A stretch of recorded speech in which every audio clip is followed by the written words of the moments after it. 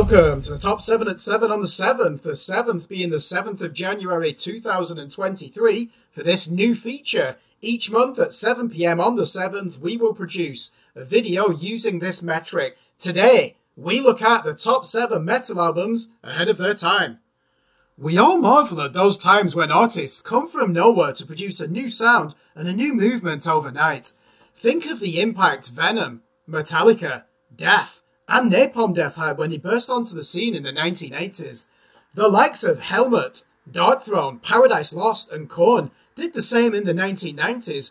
Surely Dillinger Escape Plan, Killswitch Engage, Suicide Silence, and Periphery deserve a mention in the last 2 decades for producing so many instant clones at the time of their arrival.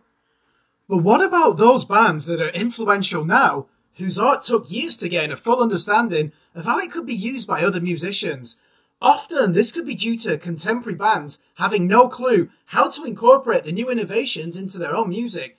Some rightly feared that they'd be seen as appropriating the sound of the upstarts for their own commercial gain.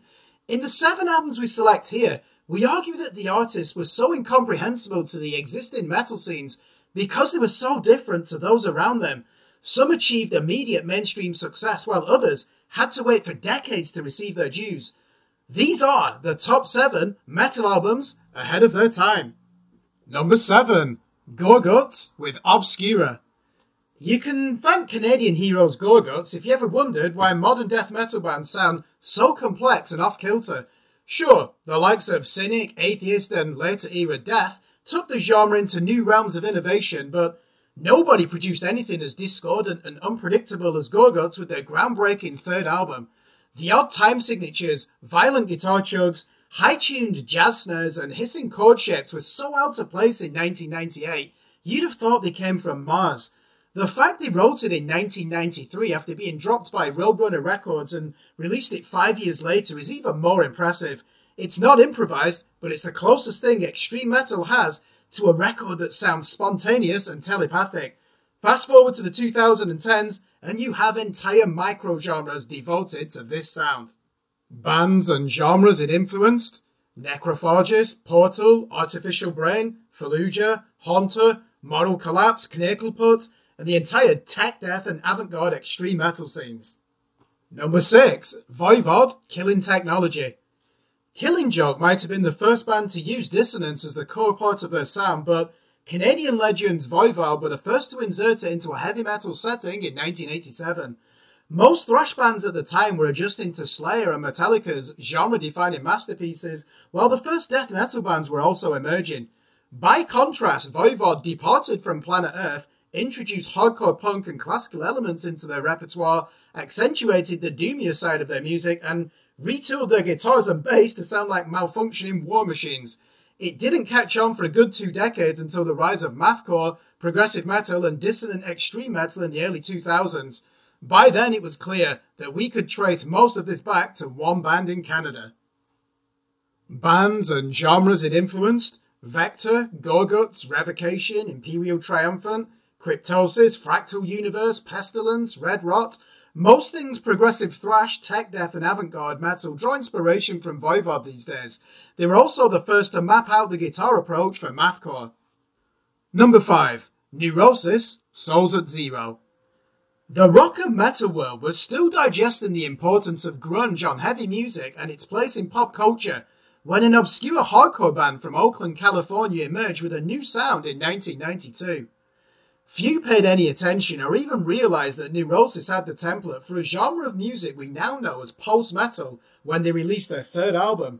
In hindsight, Souls at Zero is so far ahead of its time, you might even believe you're listening to one of many artists that imitate their sound in the 2020s if you've never had the pleasure of listening to this masterpiece. The tempo here is a slower grind compared to the crossover thrash of their earlier efforts, taking Celtic Frost, Swans, and Joy Division, and retaining the agonizing vocal roars of their hardcore roots, and combining them with sporadic moments of folk guitar, brooding cellos, and fuzz-heavy bass. The ritualistic drums, dissonant chords, and complete absence of pentatonic scales in the guitar work make this a classic of avant-garde metal, and the first record to show that the hardcore scene could produce something as ambitious and experimental as Voivod. Bands and genres this album influenced: Cult of Luna, Isis, Ken Mode, The Ocean, Pelican, and every band that identify with a post-metal sound. Neurosis are also a big influence on sludge metal, progressive doom metal, post-hardcore, and avant-garde metal artists such as Maudlin of the Well. Number 4. Celtic Frost, Into the Pandemonium. The only reason metal fans know the French term avant-garde, definition after fashion, is probably due to Celtic Frost's 1987 masterpiece. Every idea conceived here is now part of the fabric of metal, but no band mixed proto-black metal and thrash with string arrangements, female soliloquies, and gothic cadences in the late 1980s. Starting the record with a cover of new wave pop group Wall of Voodoo, and following it up with the first recorded instance of what would become gothic metal with the song Mesmerized, you already know you're onto something different before Tom G. Warrior and the boys blast through the neo-death metal of Inner Sanctum. The famous death grunts and crunchy guitar tone are all over this record, but so is the sultry darkness of Dead Can Dance and the imperial might of Wagner on the symphonic metal glory of Rex Irae, Requiem. All genres of music need to take risks and regenerate by absorbing wider influences.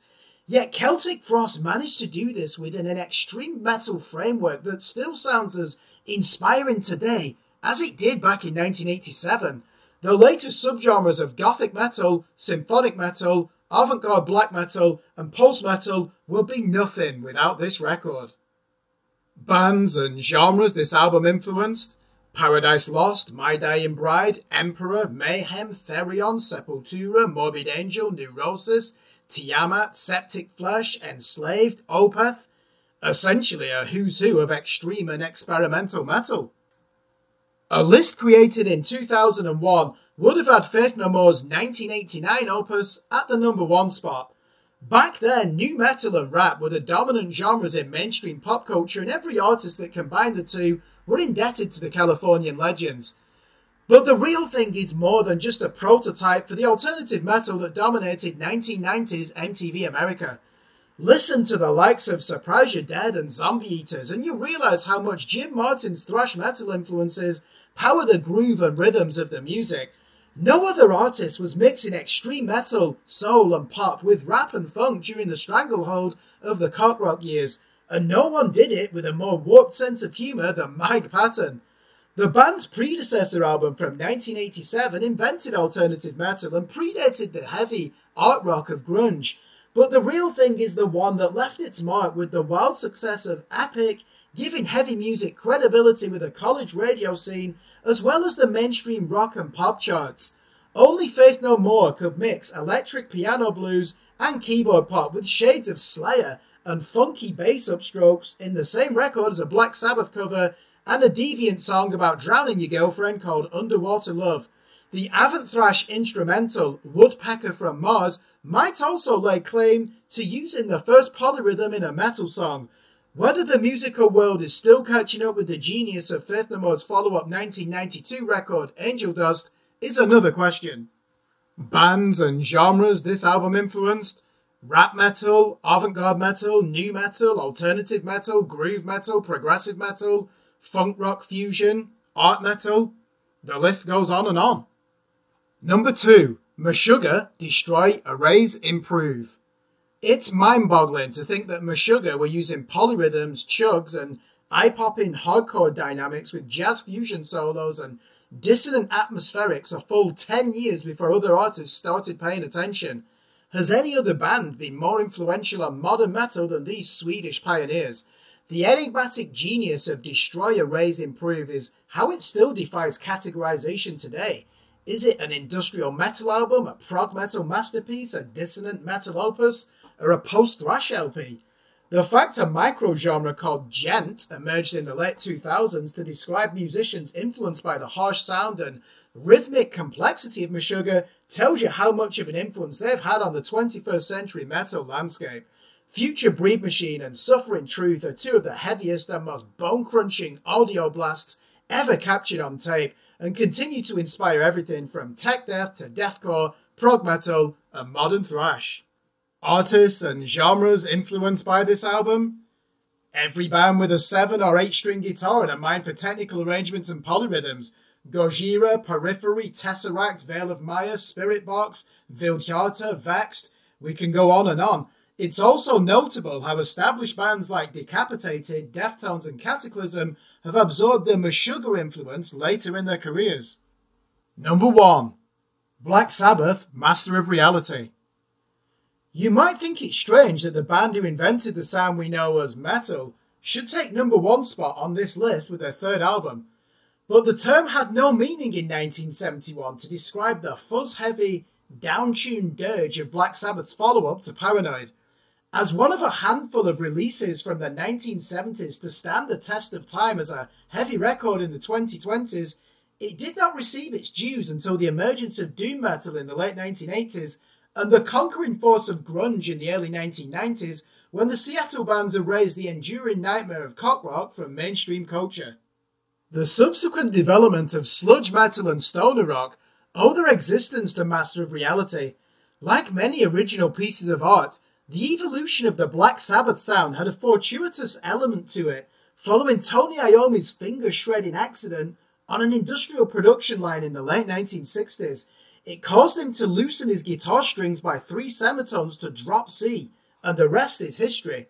Or at least it was after 30 years, when this tuning finally became the dominant one in metal in the early 2000s.